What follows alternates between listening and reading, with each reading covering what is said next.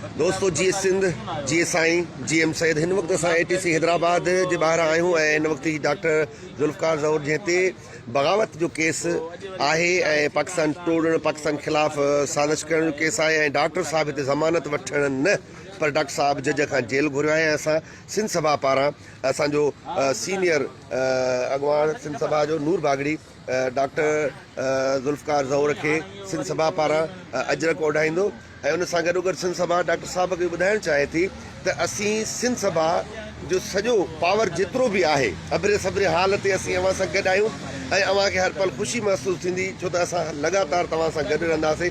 मां चाहींदुमि त डॉक्टर साहब पाण पंहिंजो जेको आहे त मौक़िफ़ ॾे। दादा केस रियासत जो है मुझे नालो डॉक्टर ज़ुल्फ़कार ज़ौर है, ऑर्थोपेडिक सर्जन है। केस दाख़िल थियो है ऐं केस में इन्होंने ॾाढी भली ॻाल्हि जेका लिखी आहे ऐं इहो रिकॉर्ड थी वियो आहे, इहो मूंखे ॾाढी वणी। त हुननि लिखियो आहे त मुख़बरे ख़ासि जे ॾिनल नियापे ते असां हीअ FIR कटी आहे ऐं उन ॿुधायो आहे, इन सुञातो आहे त हीअ सिंध जो सॼो समाज ई जेको नी यरगमाल इन्हनि जेको नी इन्हनि ते ई करे वेठा आहिनि मुख़बरनि ख़ासि ते जेका कंहिंखे मुख़बर ख़ासि नज़र कोन ईंदा आहिनि जंहिंखे खिलाई मख़लूक चइबो आहे। ठीकु आहे, तव्हां दहशतगर्दी जो केस आयो आहे न त तव्हांजे दहशतगर्दी जो केस 3 सालनि में साबित थिए न थिए या 4 सालनि में थिए न थिए ॾिसी तीअं असां छाजे लाइ हिन निज़ाम जो हिसो बणिजूं त इंस्पेक्टरनि ऐं हवलदारनि जी इन्हनि चिठियुनि ते असां लोड़ींदा रहंदासीं, हिते केसनि ते ईंदा रहंदासीं। तंहिंजे करे आउं घरां सोचे आयो हुउसि त आउं जज खे चवंदुसि त मूंखे ज़मानत नथी खपे, तव्हांखे केस हलाइण में 10 साल लॻनि था, तव्हां भले 10 साल वठो तेसि ताईं मूंखे जेल में रखो। सो हींअर अंदरि घुरायो हो मूंखे ऐं आउं जज खे इहो चई आयो आहियां त बाबा आउं ज़मानत नथो वठां। पोइ जज चए थो पोइ जेल मोकिलियो, त मूं चयो बिल्कुलु यकीननि तव्हां मूंखे जेल ई मोकिलियो। सो ऐं जेल घुरी आयो आहियां हुनखे, जज जे साम्हूं चई आयो। हाणे हुननि टाइम घुरियो आहे, थोरी देरि बीहो, अञा ताईं मूंखे हथु कढियो हणियो कोन अथनि, अलाए छो। मूंखे उमेदु इहा हुई त मूंखे जेल में ई उते ई अंदरि कोर्ट में हथु कढियूं हणंदा, न आयूं अथनि, केतिरी देरि में हणनि था। आउं हिते बीठो आहियां ऐं वरी घुराइनि था, पोइ ॾिसूं था। बहरहाल मूंखे ज़मानत नथी खपे। जेकॾहिं तव्हां इहो था साबित करियो सिंधी सभु दहशतगर्द आहिनि त साबित पिया करियो ऐं असां इहो जेल में वञण लाइ तयारु आहियूं। असांखे इहा ख़ैराती ज़काती आज़ादियूं जेके चओ था इहे नथियूं खपनि ऐं ज़मानतूं नथा वठूं ऐं आउं जेल वञण जे लाइ जज जे अॻियां चई आयो आहियां। हाणे जेॾीमहिल मोकिले ऐं बीठो आहियां इंतज़ार में।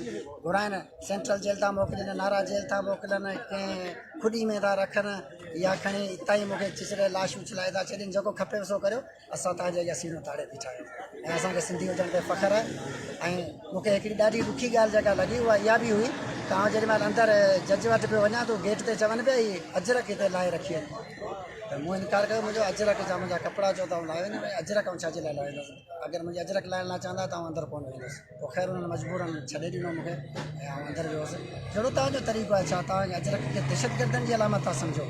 जेकॾहिं अजरक पाइण दहशतगर्दी आहे त आउं दहशतगर्द आहियां ऐं मूंखां वॾो को दहशतगर्द आहे कोन। इहा अजरक आउं बार बार पाईंदुसि ऐं असांजे बचे खे पातल हूंदी।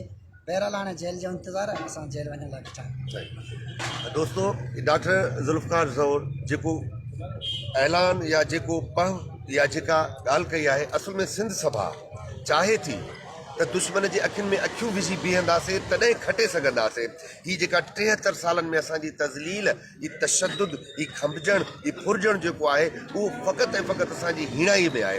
असांखे अॻिते वधी दुश्मन जे अखियुनि में अखियूं विझी विहिणो पवंदो। असीं जस था ॾियूं ऐं असीं ख़ुशि था थियूं त सिंध सभा जंहिं नुक़्ते ते, सिंध सभा जंहिं घुर्ज वठांदड़ अॻिते वधी हुई त सिंध अंदरि ही ख़ामोशी, सिंध अंदरि ही ॾहकाव ख़तमु थिए ऐं सिंध सभा सम्झे थी त सिंध मां उहो ॾहकाव ख़तमु थी वियो। डॉक्टर ज़ुल्फ़कार ज़ौर जे हिन फ़ैसिले खां पोइ हाणे ॾहकाव ख़तमु आहे। हाणे उन्हनि दोदनि, उन्हनि होशूं, उन्हनि हेमुनि खे पुॼी अचिणो पवंदो ऐं पंहिंजे वतन, पंहिंजे वसीलनि, पंहिंजे माण्हुनि, पंहिंजी ईंदड़ नसुलनि जे ख़्वाबनि जी साबिया जे लाइ क़ुर्बानी ॾियणी पवंदी जेका डॉक्टर साहब ॾिठो। ऐं सिंध सभा ऐलान करे थी त डॉक्टर साहब जेको क़दम खयो आहे, जेका क़ुर्बानी ॾिए पियो पंहिंजे वक़्त जी इज़त बचाइण जे लाइ, सिंध जे मौजूद साञा जी इज़त बचाइण जे लाइ, सिंध जी इज़त वधाइण जे लाइ सिंध सभा उन सां गॾु बीहंदी, क़दम क़दम ते भिख ते गॾु हूंदी ऐं कंहिं बि पल डॉक्टर साहब खे असां अकेलो न छॾींदासीं।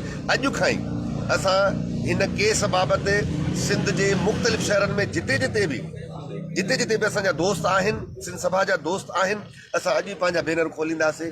डॉक्टर ज़ुल्फ़कार ज़हूर खे गिरफ़्तार कयो, सॼी सिंध खे गिरफ़्तार कयो। छो त असीं सभु डॉक्टर ज़ुल्फ़कार ज़हूर आहियूं, असीं सभु तव्हांजा बाग़ी आहियूं। तव्हांजे हिन कूड़ जा, तव्हांजे हिन कूड़े काकमहल जा असां बाग़ी आहियूं। ऐं असांखे इहा ख़ुशी महसूसु थी थिए त सिंध रुगो कर मोड़े न, पर चीते जीअं जेका असां चवंदा आहियूं चिंगाड़ करे रखंदी, सिंध उहा चिंगाड़ करे पई। पोइ हाणे तबल वॼंदा, पोइ तुंहिंजूं बंदूकूं असांजा सीना। जीए सिंध, जीए साईं, जीअं साईं।